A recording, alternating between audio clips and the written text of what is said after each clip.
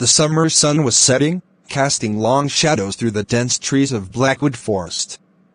4 friends, Jack, Emily, Mark, and Lisa, had set out for a weekend of adventure, armed with the map of the old forest trails and a sense of excitement. Little did they know, their path would lead them to a place best left undisturbed. "Hey, check this out," Mark called, holding up a tattered piece of paper he had found in the old ranger station. It was a hand-drawn map with an X marked deep within the forest. "Looks like a treasure map," Lisa joked, her eyes sparkling with curiosity. "Only one way to find out," Jack said, taking the lead. The friends followed the faint trail, laughing and chatting as the forest grew thicker around them. After an hour of hiking, they came upon a clearing. In the center stood an iron gate, rusted with age and overgrown with ivy. Beyond it lay rows of old, crumbling headstones. "No way," Emily whispered, her voice tinged with unease. "A cemetery. How come we never heard about this?" Jack pushed the gate open with a creak, the sound echoing in the stillness. "Let's take a look. It's probably just some old family plot." They stepped inside, the air growing colder despite the summer evening. The headstones were ancient, their inscriptions worn away by time. Some had fallen over, swallowed by the earth. "Guys, this feels wrong," Lisa said, shivering. "We should go." But Jack was already kneeling beside a particularly large headstone, brushing away the dirt. "Look at this. There's something written here." As he cleared the grime, they made out the words, "Here lie the damned, forsaken by the light." "Charming," Mark muttered. "Let's head back. It's getting dark." Suddenly, a chill wind swept through the clearing, carrying with it whispers that seemed to come from all directions. The friends looked around, seeing nothing but shadows and trees. "Did you hear that?"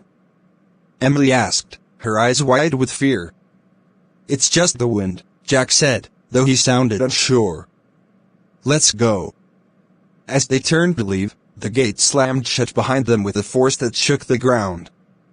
Panic set in as they rushed to open it, but it wouldn't budge. "We're trapped," Lisa cried, pulling at the bars. "Calm down," Jack said, though his voice wavered. "There has to be another way out." Just then, the ground beneath Mark began to crumble. He stumbled back as his skeletal hand broke through the soil, followed by another. Slowly, an entire skeleton emerged, its empty eye sockets seeming to stare directly at them. "Run!" Emily screamed. They bolted through the cemetery, dodging grasping hands and stumbling over roots. The whispers grew louder, more insistent, as if the spirits of the damned were all around them. Jack led them to a small mausoleum at the edge of the cemetery. "In here," he shouted, throwing the door open.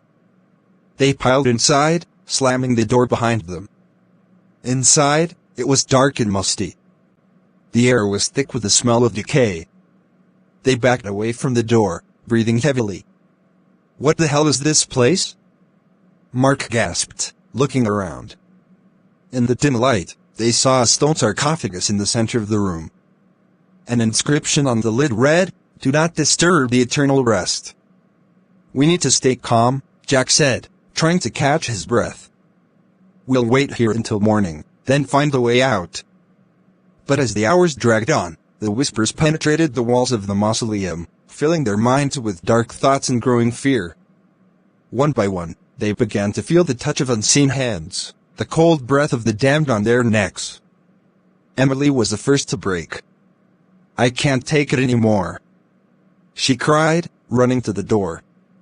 "No, Emily, wait," Jack shouted, but it was too late. She flung the door open, only to be pulled into the darkness by bony hands. "Emily!"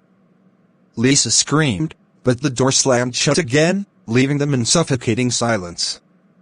The remaining 3 huddled together, knowing that dawn was their only hope. They could feel the spirits closing in, the weight of the curse pressing down on them. As the first light of dawn seeped into the mausoleum, the whispers finally ceased. Jack, Lisa, and Mark slowly opened the door, stepping out into the misty morning. The cemetery was silent, the spirits seemingly at rest once more. They made their way back to the trail, shaken and exhausted. As they left the forest behind, they could still feel the eyes of the damned watching them, knowing that they had narrowly escaped a fate worse than death. From that day on, the friends never spoke of the cemetery again.